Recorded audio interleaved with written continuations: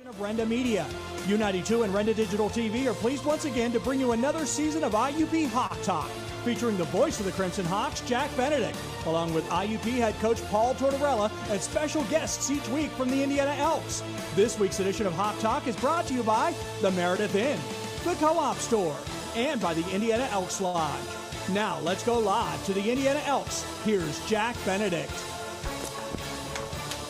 And good evening, everybody. Welcome aboard. We're back with another Monday night of Hawk Talk with Coach Paul Tortorella. We're going to have some special guests for you along the way, so stay with us, and we will have a lot of good football talk for you in the next hour. And we have the folks who are here supplying some questions for the coach, and we'll have a chance a little bit later on with a gift card that'll go to a winner from what we pick a little bit earlier. All right, so stay with us. It was quite a day on Saturday, and Coach will agree, not only with the great win, 42-10 over Lock Haven. We had a great weather day. We, of course, had a family weekend, and it was also Hall of Fame day. And I just want to quickly run down the Hall of Famers that were inducted, the class of 2025 on Saturday, starting with Bob Johnston, baseball, Zach Kempa, the golfer, Kerry McIntyre-Joyce, cross-country and track and field. Allison Madiri Washik for swimming. Denise Raymond Erb, gymnastics. That takes you back a little way. Eric Schaefer, cross-country, track and field. You would enjoy him as a runner. He's had so many marathons, we can't keep track. James A. Welker for men's tennis. Rob Zinsmeister of baseball. And, of course, our friend Frank Condino, the administrator and coach. And the 1974 women's tennis team that went undefeated was also inducted. And the honorary bell ringer award to the family, the Stover family, Dennis and Regina Stover. So we congratulate all of them being inducted into the Hall of Fame. And so it was a complete day. And we had the warm weather. You used a lot of players, which was good. But, you know, when I think back, I think a lot of the fans were thinking, you know, this team was supposed to be a big scoring team. It was a different type game, the first one. It was a defensive struggle, whatever. Well, they got their wish. A lot of splash plays, Coach. Yeah, I mean, it was a lot of big plays for our offense. Our first 4 touchdowns came on explosive plays. And then we had the big punt return, 60-yard punt return, 80-yard pass for a touchdown, and 60-yard pass for a touchdown. So that was good to see on offense, but on the other side, defense, we didn't give up an explosive play the whole game.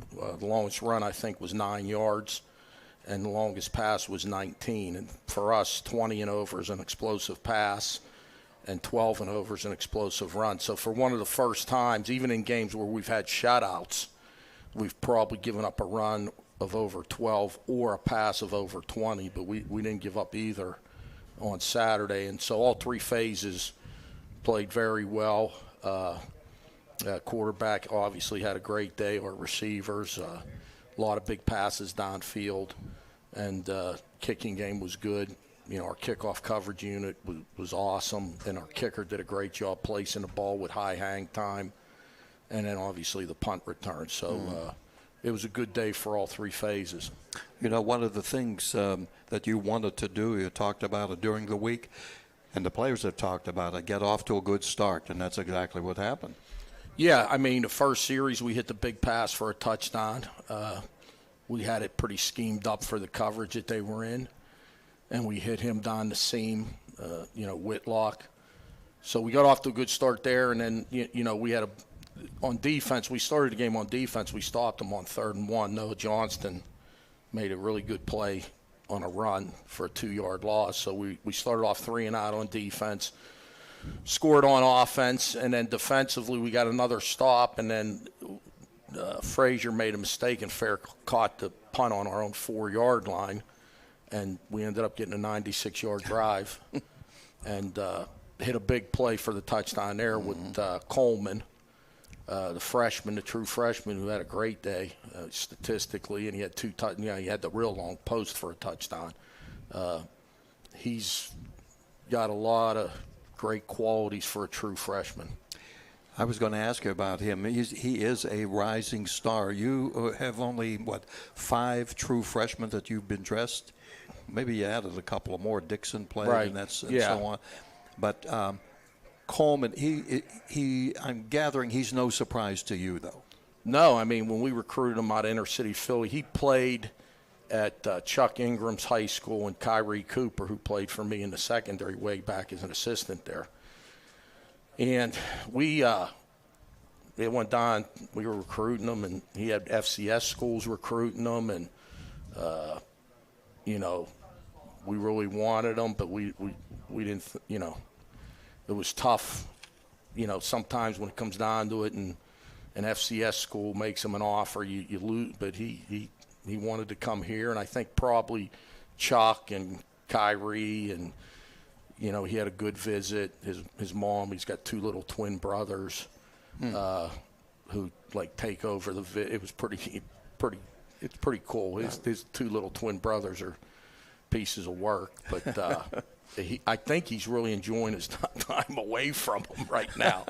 But they were at the game, and his mom came out from Philly for the game, and he's a great kid, always got a smile on his face, and the sky's really kind of the limit for this guy. Well, that should be a great advantage for your team to have pretty much an unknown freshman coming in. Sure. I'm sure Lockhaven didn't know much, thinking about the top 3, your top 3 right. starter. That's got to help those other guys a lot. Yeah, I mean, we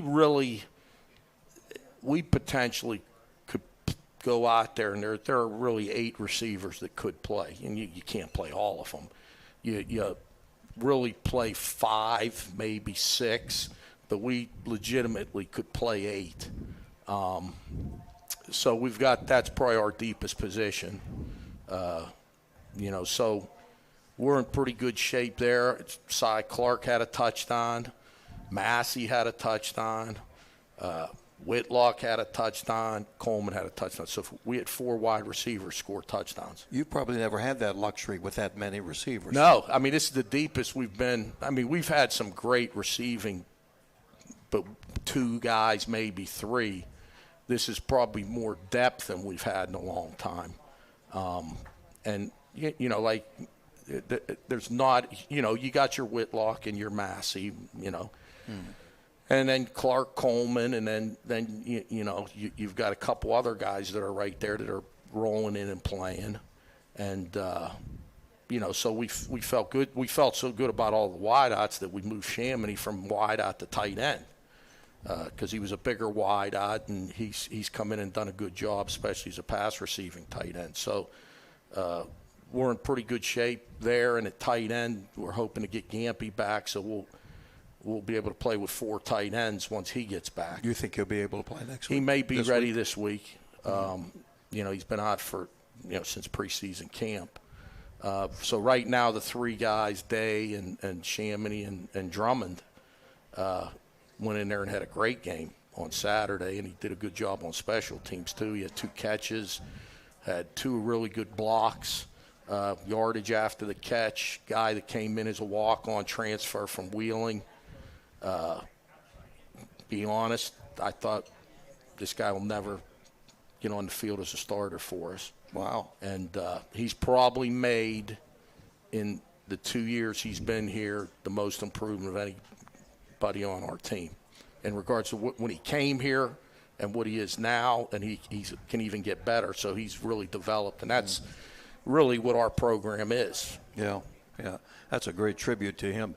So everybody has talked about this offense during the course, waiting to see them play. We've played 2 games now. Is your defense kind of getting to start underrated, overlooked, because they're showing that they can play pretty well? Yeah, I think I think we are what we are defensively. We got a lot of speed, got a lot of experience. Coach Smith and his staff they're doing a great job this year with our approach and our scheme. The players know it. It's a good situation because they're all locked in on that, defensively. Every kid, every, D-line, linebacker, secondary, very coordinated. and nobody's, out for themselves. There's no egos over there, and they play really hard. So right now for 2 games, I think we've given up 370 yards total offense in 2 games combined. So we're off to a good start, but you're only as good as your next game. Yeah. But I said it today in the staff meeting. I think we can be a really good defense, and one of the reasons I enjoy watching our defense. When you coach and you've been a defensive coach for as long as I've been, that's when you can tell you can be really good on defense. When, myself personally, I really like watching our defense play. Well, sometimes I notice at practice you go in the stands to get a better view. Yeah, because you can see more. Yes, and get an overall look. I would think that then most of them graded pretty well, right? Yeah, Noah Johnston played a great game. Both our our front. They had 115 yards total offense. Obviously, the punt or the interception return, we weren't on the field defensively. And then we fumbled. The big part of the game is we fumbled on our 10 there with a minute and a half to go, and they went 15 yards backwards and had to kick a field goal. They go in and score a touchdown there. It's 28-14. The momentum shifts, but So when we stopped them there and made them kick a field goal, we got the momentum back. And then the second half, they didn't do a whole lot. We got after the quarterback pretty good. What happened on the interception? They went the distance 70 yards. Right. Because they're on, our sideline. Sure, right. There's right in front of me. Yep. And it's he's going to be tackled here or here, and all of a sudden. Well, there's 2 things, and we talk to our guys when they intercept the ball. Their guy did a very good job. Always take the ball to the sideline where you intercept it. Don't try to cross the field. Their guy did that. Offensive players are not great tacklers. Now, Mill is a pretty good tackler because he's on a lot of special teams. Offensive linemen aren't going to tackle anybody.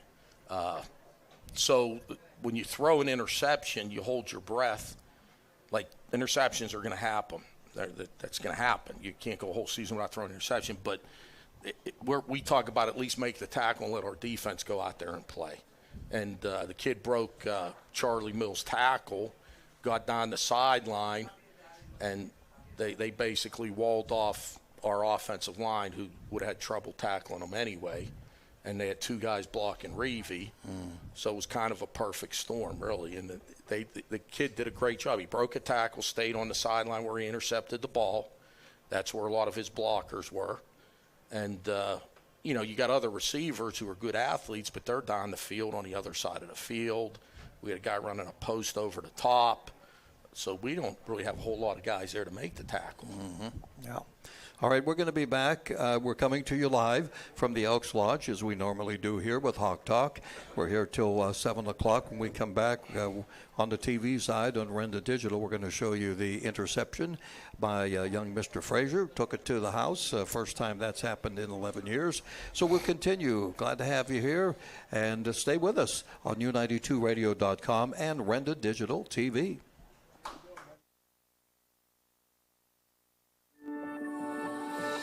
Located along the beautiful Allegheny River in downtown Katanning, the Meredith Inn provides an atmosphere of casual, upscale dining. If you're looking for the perfect venue for your next event, look no further than the Meredith Inn. Family gatherings, wedding rehearsal, business meeting, or just a night out. It's perfect for all occasions, and their menu has something for everyone, leaving all full and satisfied.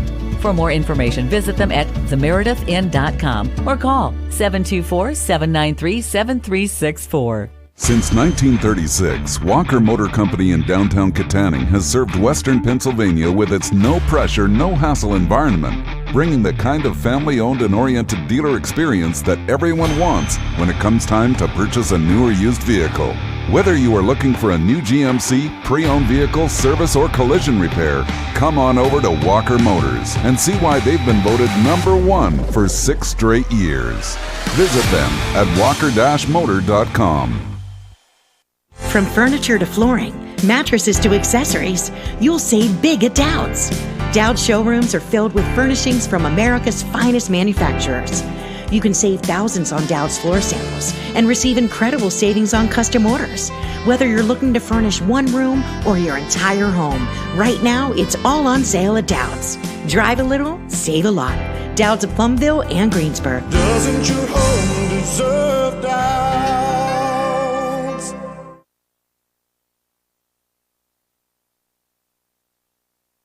Live Hawk Talk with Coach Paul Tortorella, coming to you live from the Elks Lodge here in Indiana. And we are talking about the Crimson Hawks, who came away with a 42-10 win over Lock Haven, 37 straight wins over Lock Haven. Of course, this week it'll be at 2 o'clock. Millersville will be in town for the next stop. We had just alluded a little bit. We were talking about beforehand punt returns. This first time we've had an IUP player score on a punt return in a long time, 11 years. And we're going to show it here for our friends who are watching on Renda Digital TV with Caleb Frazier. Here's the punt coming.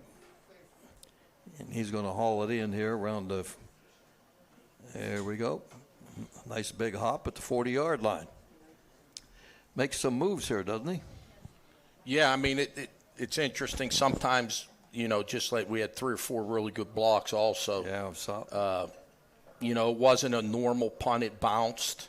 So sometimes that throws the coverage off. We're actually rushing the punt, trying to block the punt. But sometimes that sets up a good return because they don't get to cover as quickly as if you're setting up a return. And then Frazier's really good with the ball in his hands. He can make people miss. We were talking about last year at Lock Haven. He had a great punt. It wasn't for a touchdown, but he had a really good punt return against them last year where we didn't block anybody. He made 4 or 5 guys miss him. This one was blocked pretty good, and he obviously did a good job, you know, seeing it and catching it on the bounce. And it was a good explosive play for the kicking game because that got us then up by 3 touchdowns. Yeah, that really, you know, started to put it out of sight. The punt return reminded me of a couple that Aquasi had years ago. Where yeah, he was really good. He was really good punt return. Yeah, sure. you know, where he had the convoy down the sideline. Yeah. And you know, yeah, there were 3 or 4 really good blocks, and then we had another good return, but Goodwin got called for a clip, and it was real close. Could have went either way, and he probably should have pulled off and not blocked the guy. Because I don't think the guy was going to make the tackle, but, you know, it's hard to tell a guy not to block. You know, he was just giving great effort, and it was 50-50, and, you know, it looked like his head was in front, and they called it, and I don't think the guy was going to make the tackle anyway. So we probably lost. It would have been a 28-yard punt return by Frazier on that play, so we lost 28 more yards on our return average. One of our viewers here asking about Parker Gregg, and we finally got him a carry, didn't we? Yeah, well, we've been, you know, since the spring, we've been playing with 21 personnel a little bit, and when we do that, he's in there at fullback. And he helps, you know, he's pretty good running with the ball, actually. Most fullbacks are just straight blockers. He's got a little bit of talent in regards to, he was a running back in high school, and so we'll give him the ball a little bit in short yardage as our fullback because he's not a bad runner. Mm-hmm.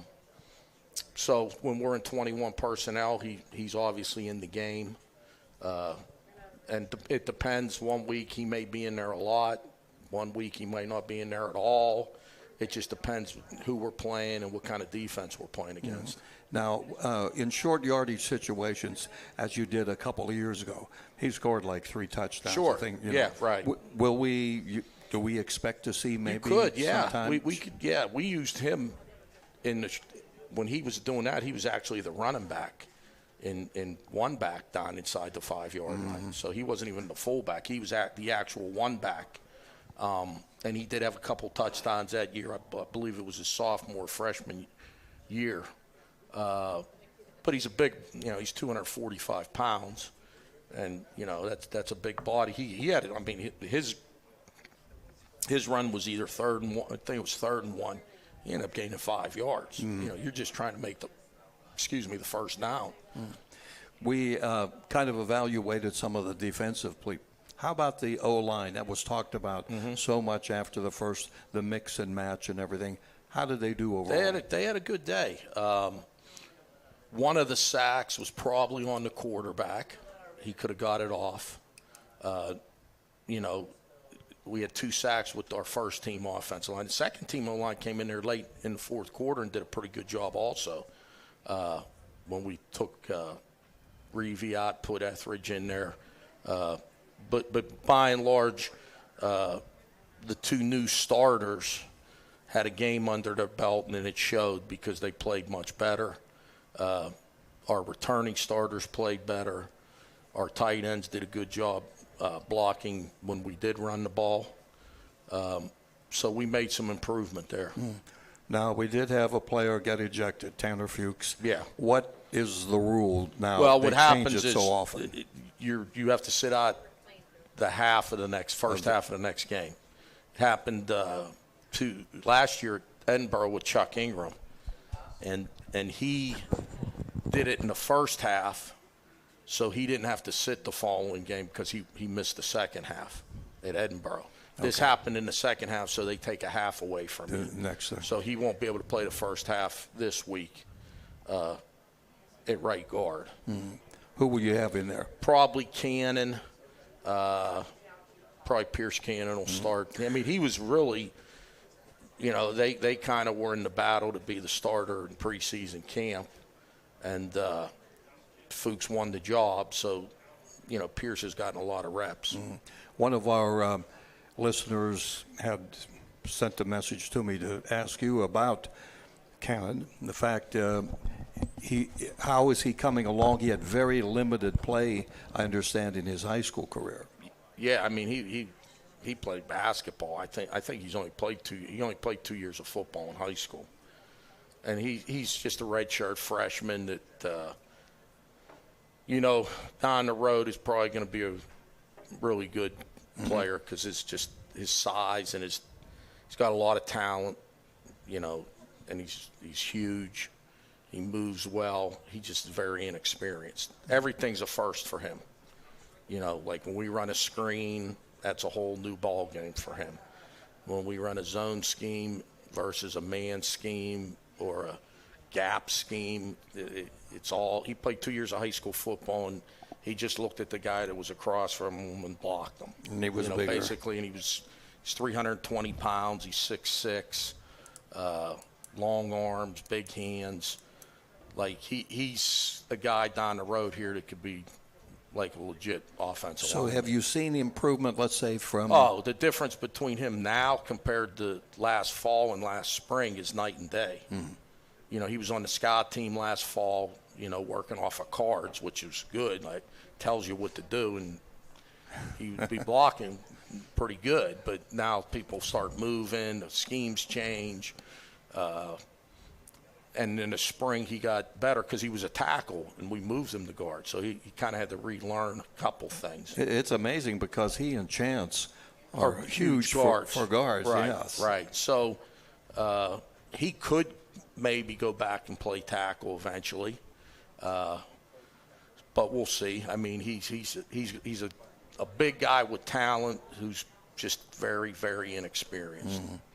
Well, some of our fans have wanted to know along the way, how do we get the running game going? And I know you made a move during the course of the week, moving J.D. Younger to defense. Correct. And that was because of, you needed more bodies over there, right? Well, we needed some help on defense, and he volunteered to go over because it's hard to play 4 running backs.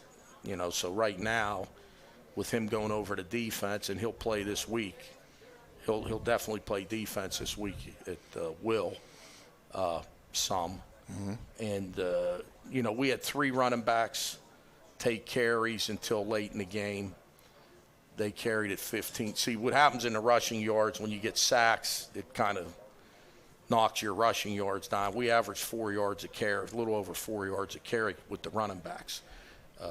We had 15 carries for, I believe, 63 yards with those 3 guys. Parsons came in. Obviously Randy Washington, and then Banks started the game. So they each got about 5 carries. And, you know, I mean, the pass was there all day. I mean, it doesn't matter how you score. Some games you might have to run for 250 yards.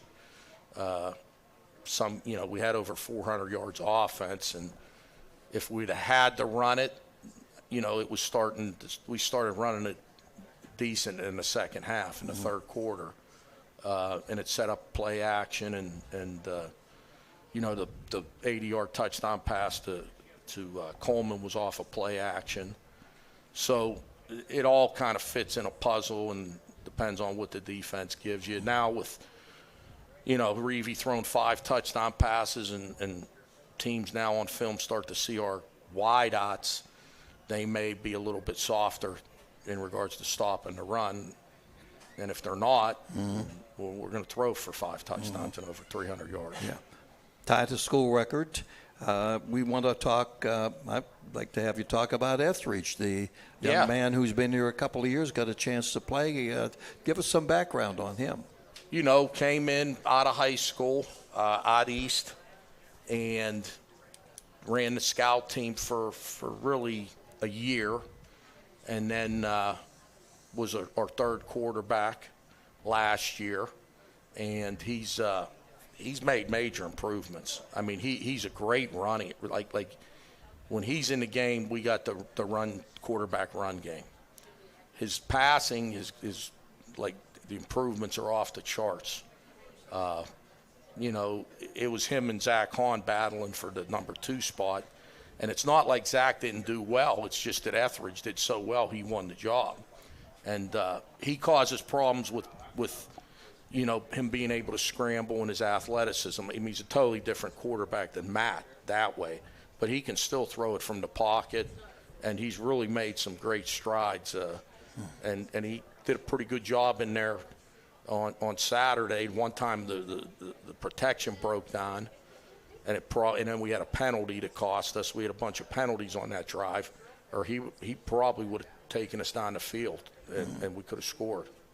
Your third quarterback is Zach Hahn, smaller quarterback, good arm. Yes. Tell us about him a little bit. Good player. This would be, you know, he's the scout team quarterback right now. This is his second year. You know, he's a redshirt freshman where Zach's a redshirt sophomore. A lot of talent, not real big.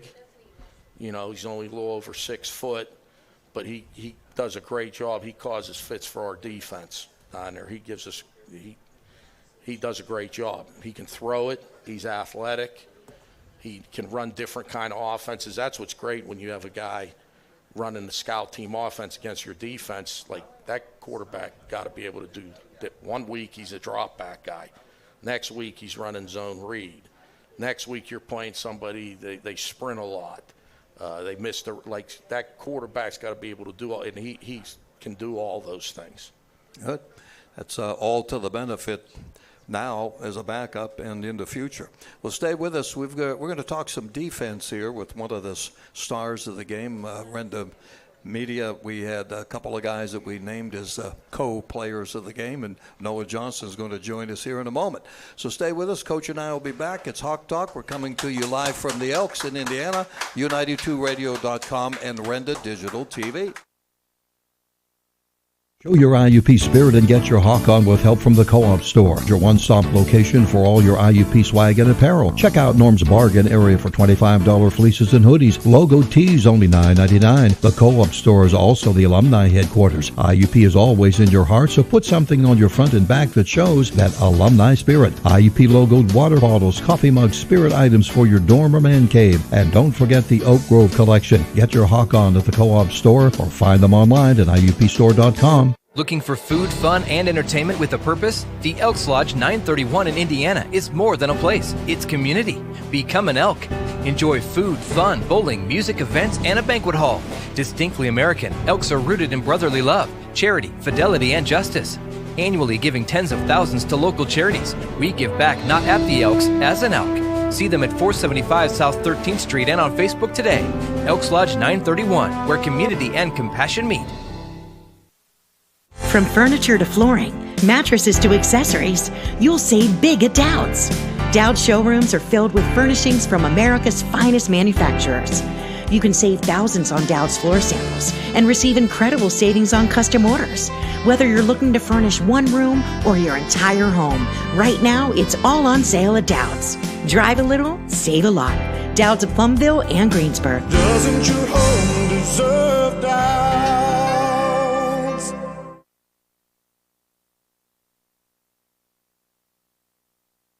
The second portion of our Hawk Talk here with Coach Paul Tortorella, and our guest today is one of the star players from last week and has been for a couple of years. Noah Johnston joins us here, outstanding D-back. We have several players that we named on the post game as being co-players of the game. Noah, good to have you along. Glad you could stop by. Want to talk a little football with you, okay? Yes, sir. Okay. Just introduce as far as to the fans here. You played at Taylor Alderdice in Pittsburgh. Yeah. I'm going to give folks the stats that you have so far.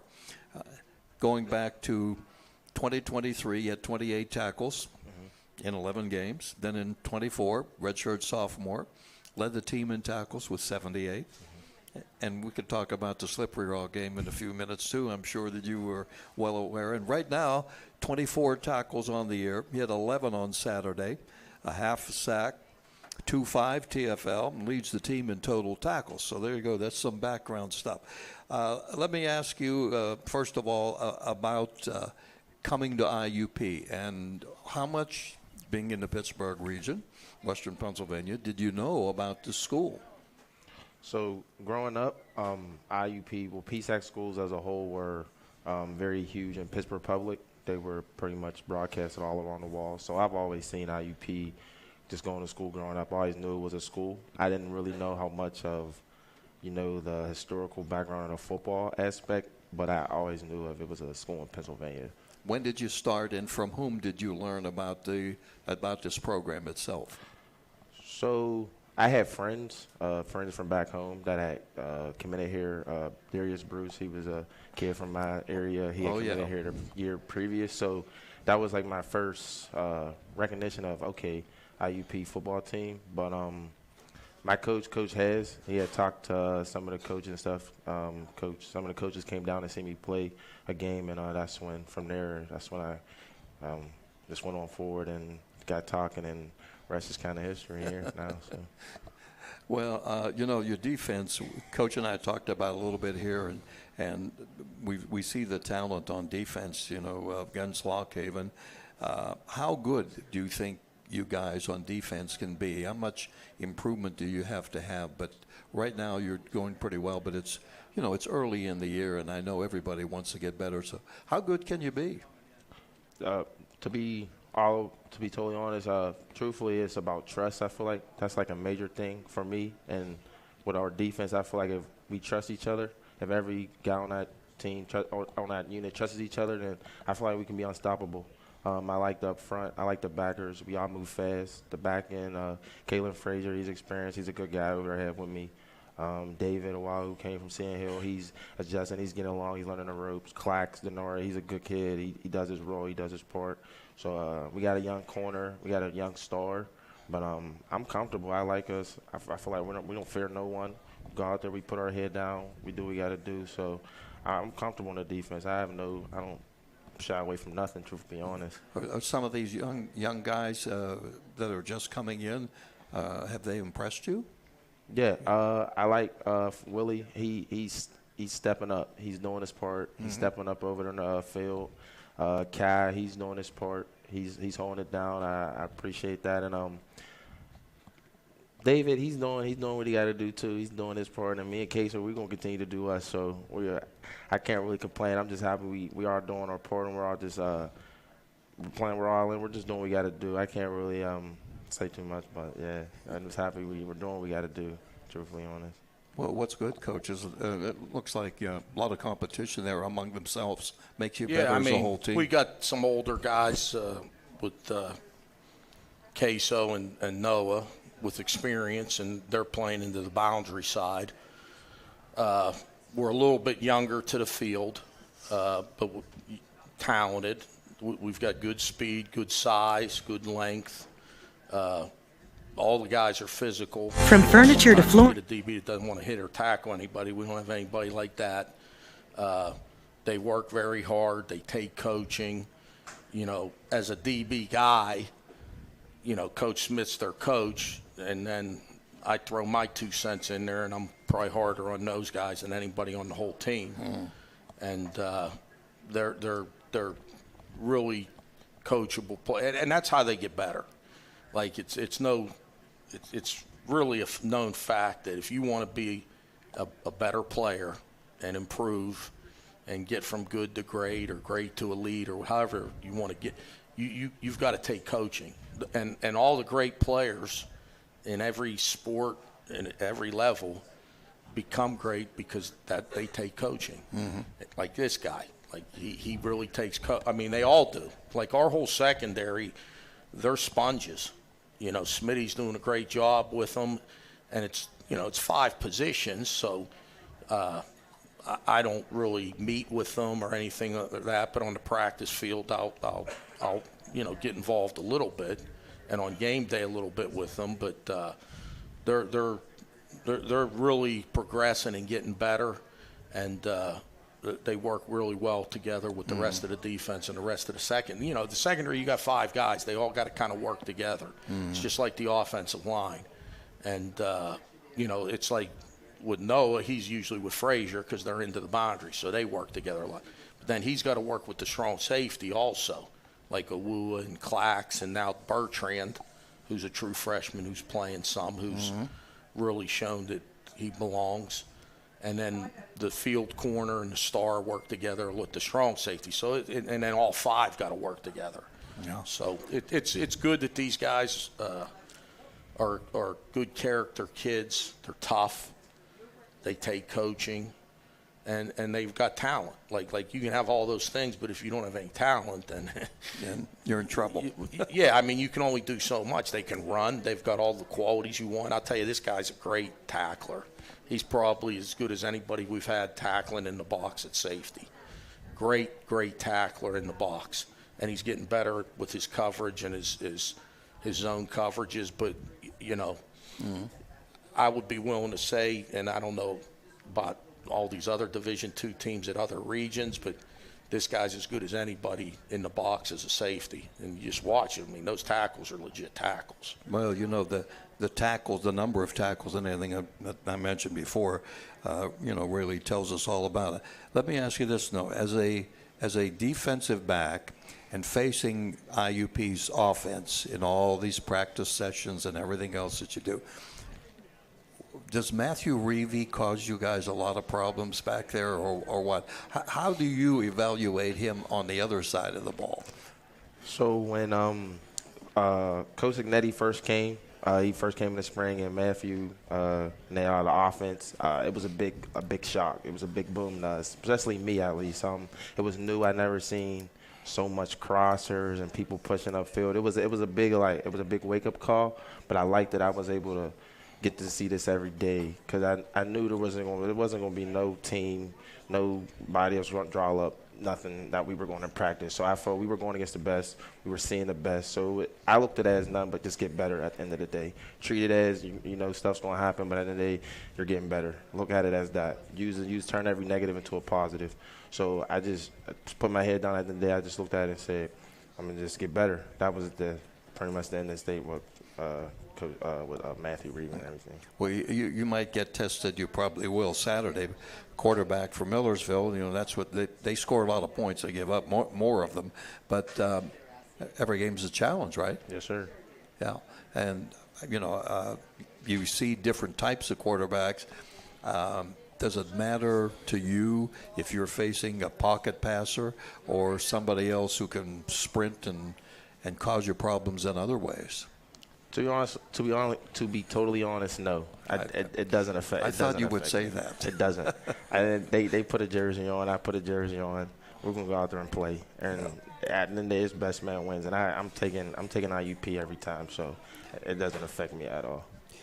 I always have to ask our guests and our players why you chose IUP in the first place. Any particular reason? What are you majoring in? I major in physical education, K-12, so I do want to go back and, if football doesn't work out, I do want to go back and teach at PPS, go back. I've seen what it's like to go through that school district and, just similar face, going back and give back to the city. That's one thing I always wanted to do in any type of way, if it's to the community or through school or a church. I just want to be able to get back to my city in a way, and that's one way I know I can go back. So education is probably my route. That's what I want to do. My grandma was a gym teacher, so I think I'm going to stick with teaching.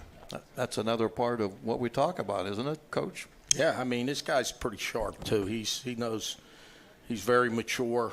When he first got here, I had a nickname for him, Grumpy, because he never smiled. Grumpy? Yeah, Grumpy for about a year and a half. But now I don't really call him that anymore because he smiles now and he talks. But the first year and a half, he didn't smile. He never really said a whole – I mean, he was paying attention. He was just kind of feeling his way.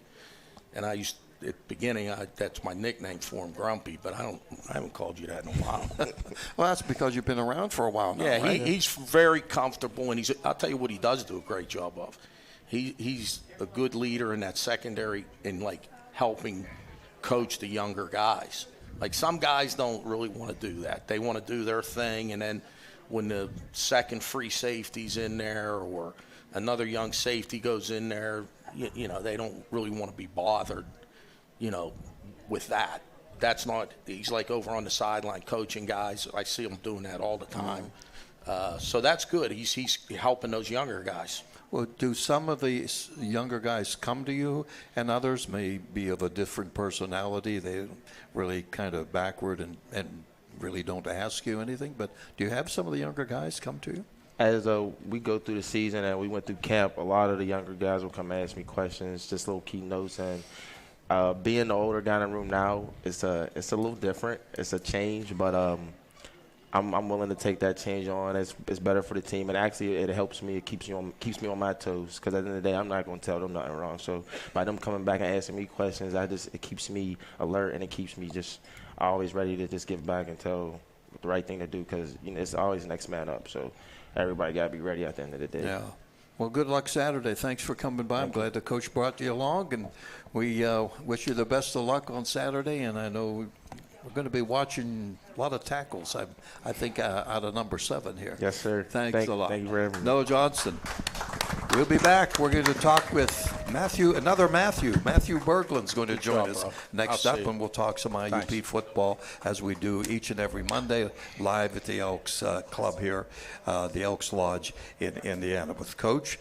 Be back on U92Radio.com and Renda Digital TV.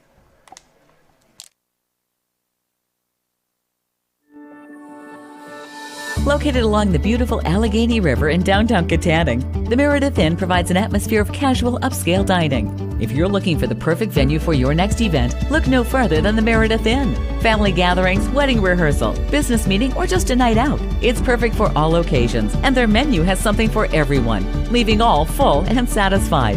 For more information, visit them at themeredithinn.com or call 724-793-7364. Since 1936, Walker Motor Company in downtown Katanning has served Western Pennsylvania with its no-pressure, no-hassle environment, bringing the kind of family-owned and oriented dealer experience that everyone wants when it comes time to purchase a new or used vehicle. Whether you are looking for a new GMC, pre-owned vehicle, service, or collision repair, come on over to Walker Motors and see why they've been voted #1 for 6 straight years. Visit them at walker-motor.com. Looking for food, fun, and entertainment with a purpose? The Elks Lodge 931 in Indiana is more than a place. It's community. Become an Elk. Enjoy food, fun, bowling, music events, and a banquet hall. Distinctly American, Elks are rooted in brotherly love, charity, fidelity, and justice. Annually giving tens of thousands to local charities, we give back not at the Elks, as an Elk. See them at 475 South 13th Street and on Facebook today. Elks Lodge 931, where community and compassion meet. Segment, the final 15 minutes of Hawk Talk this week. Don't forget, kickoff against Millersville will be at 2 o'clock on Saturday. On the radio side, we'll be on the air at 1:30 on your92radio.com. Happy to have newest member of the Renda media team, Matthew Berkland, is with us right now. You folks have been following IUP forever, certainly familiar with his writings and goings-on and just all kind of things. And Matthew, welcome aboard here. I'm full with Matthews. I got quarterbacks, I got writers, I got everything. It feels prominent to be here. It really does. Yeah, we got Doc in the audience to keep us straight. Yeah. Tell us about, first of all, in joining Renda for this year, particularly what are your assignments? Well, I'm basically still covering the team in a print form, but it won't be in a newspaper. For the Renda digital website, find stories, post-game stories, pre-game stuff, interviews throughout the week, all kinds of things that I normally would have done will now be on the Renda website. So it's going to give listeners and viewers of all kinds of information that will help them follow the team throughout the week. Yeah, I like what you're doing because there's a lot there's a lot of information through the course of the week about IUP, and with the radio stations, with Renda, we've got 4 websites too, so you can go to any one of the 4. It's called, you look for IUP Football Central, right? Yes, that's what it's called. All right. Now tell us about covering IUP. Between you and I, we have had a lot of games that we've covered for a lot of years. And tell us about, I want to know your first game. Do you remember? The first game that you ever covered? Professionally, yes, was at Westchester in 1998. It was Paul Fala's debut as quarterback after transferring in. So that was an interesting season to be introduced to football. My original plan at the time was to do this for probably 2 years and try to move on to bigger media markets of some kind. And but really, I think probably after one season of it, I was hooked. It's always been sort of a close-knit community, and there's the coaches are always been great to work with, and the players are always good guys, and it's just a fun job to have. I tell people all the time that it's like a hobby I get paid for.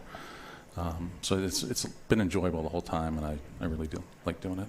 Yeah, so you're coming up on 300 games, is it? I think so, yeah. It might, no pressure, Tort, but if you have to get the playoffs for me to get to 300, I think. So. Okay. We'll check out off. Okay. It's not high on the list of priorities for the season, but it could if you can, I think, Jack, you're going to hit 600 here soon. Well, we'll talk about that later on. Yeah. Whatever. I'm like the players and the coaches, and you game at a time, one game at a time. There's something that I learned last year, and it's called Substack. Mm-hmm. And I had never heard of it. And now I see, like second year now that I'm aware of it. And so you hooked up. Tell us what that's all about. Substack is a platform for writers. Basically what it is you start they call it your Substack, but it's a blog basically.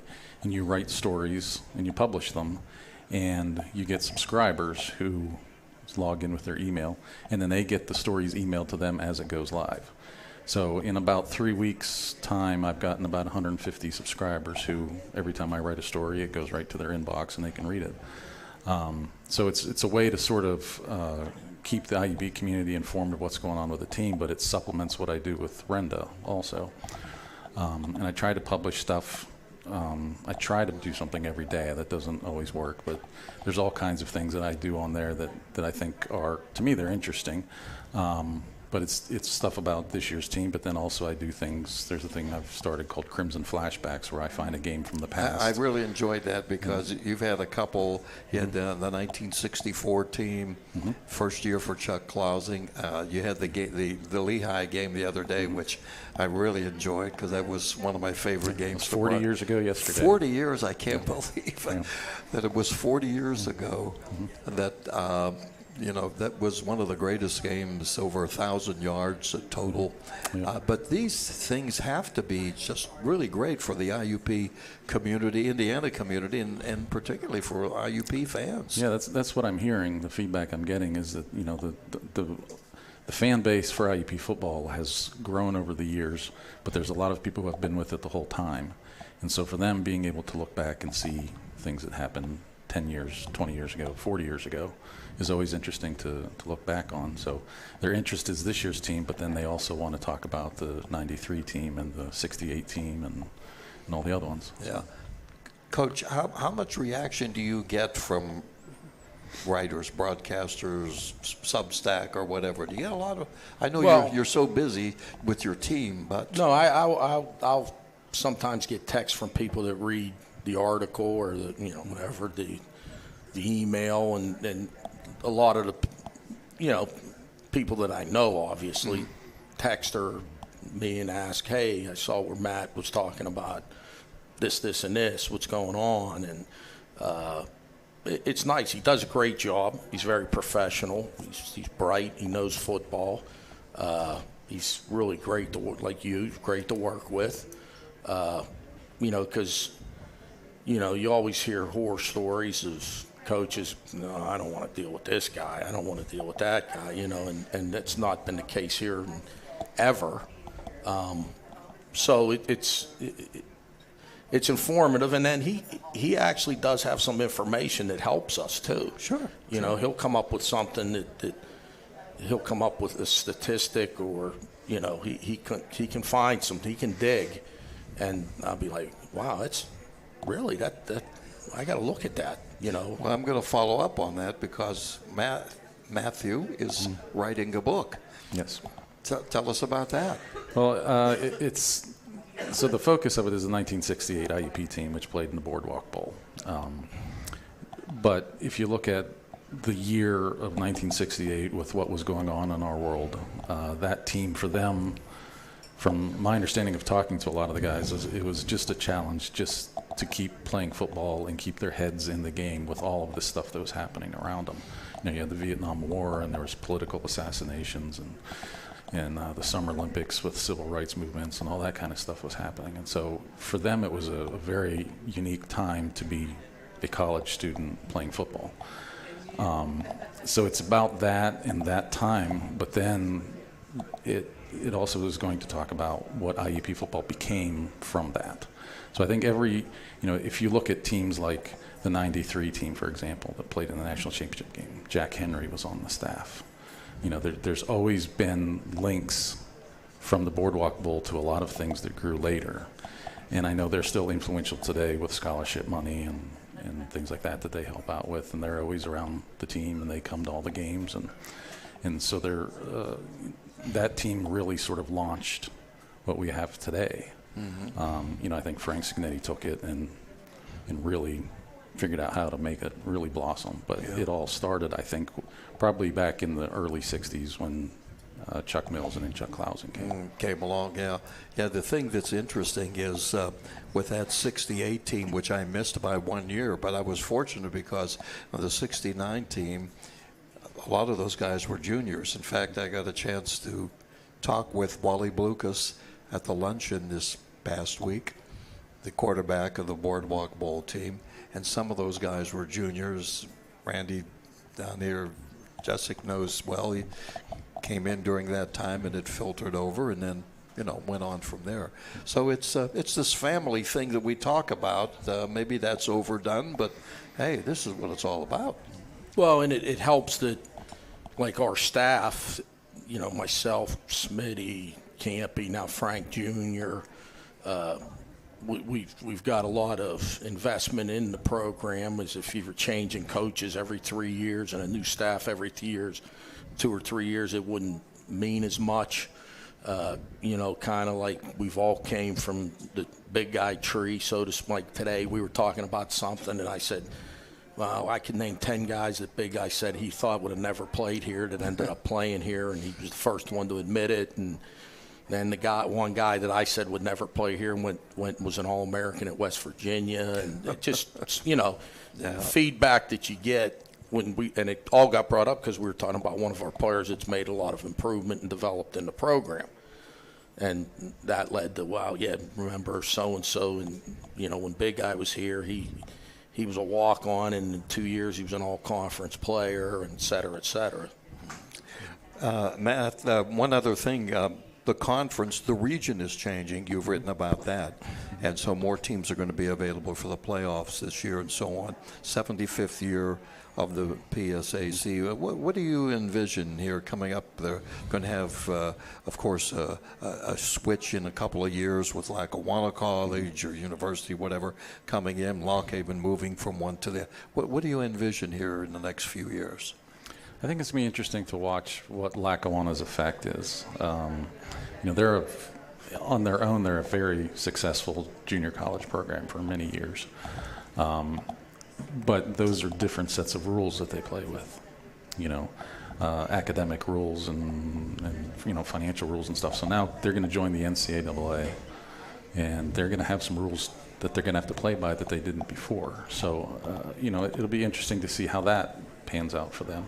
But they are in Scranton, which is a decent metropolitan area. There's probably a lot of players right around there. Mm-hmm. Coach is smiling. He knows that. Yeah. Moving Lock Haven back over to the west, I'm sure they're not happy about that at all. They were really happy when they got moved to the east. So we're going to see them every year again, which I think is probably okay. But, I think this conference is still going to be as competitive year in and year out as it always is. Now with the region, we've lost the GMAC conference. They've moved up to a different region, so now we've got the CIAA moved in, and just as a whole, that's a weaker conference. Mm-hmm.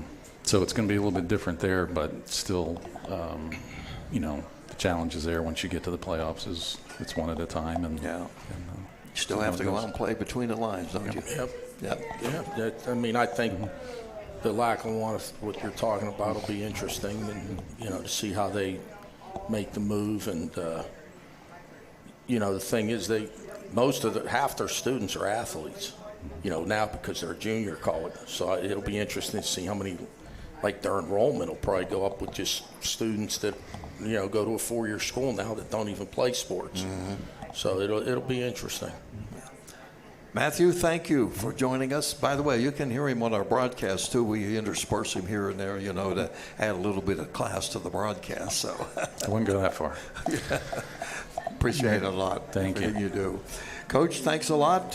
We'll see you Saturday with Millersville, and we got another home game, and let's keep this thing on a roll, huh?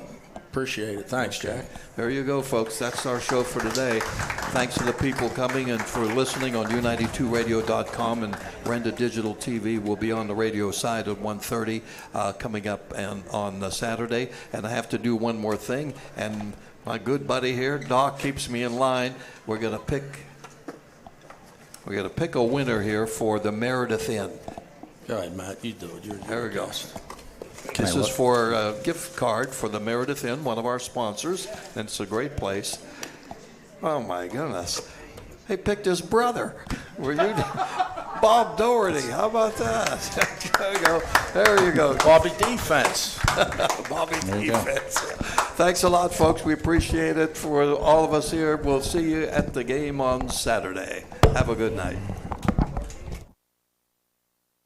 Show your IUP spirit and get your hawk on with help from the Co-op Store, your one-stop location for all your IUP swag and apparel. Check out Norm's Bargain area for $25 fleeces and hoodies. Logo tees only $9.99. The Co-op Store is also the alumni headquarters. IUP is always in your heart, so put something on your front and back that shows that alumni spirit. IUP logoed water bottles, coffee mugs, spirit items for your dorm or man cave. And don't forget the Oak Grove collection. Get your hawk on at the Co-op Store or find them online at IUPstore.com.